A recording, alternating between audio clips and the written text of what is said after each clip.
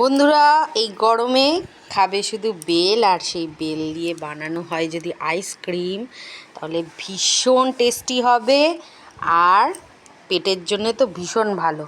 এই দেখো একটা বেল নিয়েছি, এটা আমার গাছেরই বেল। আর এই আমার মেয়ে বসে আছে, আইসক্রিমের জন্য পাগল হয়ে যায় বায়না করে। খুব গরম তাই খালি গায়ে হয়েছে। তো এই বেল দিয়ে আমি একটা বেলের কাঁধ বার করে নিয়েছি।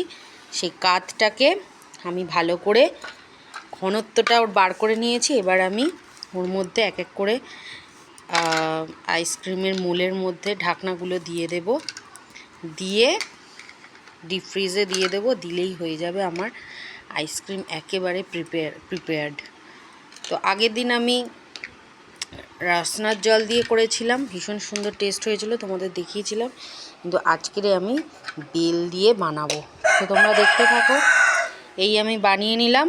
এইবার এইটাকে আমি নিয়ে চলে যাব আমার ফ্রিজে, ডিপ ফ্রিজে আমি রেখে দেব। রেখে দিলেই আমার আইসক্রিম একদম, এই রেখে দিলাম। রেখে দিয়ে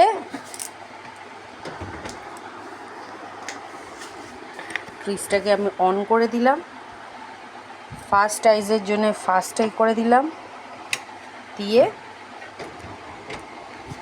রেখে দিলেই আমার আইসক্রিম রেডি হয়ে যাবে আর আমার পুচকি মেয়েটা খাবে।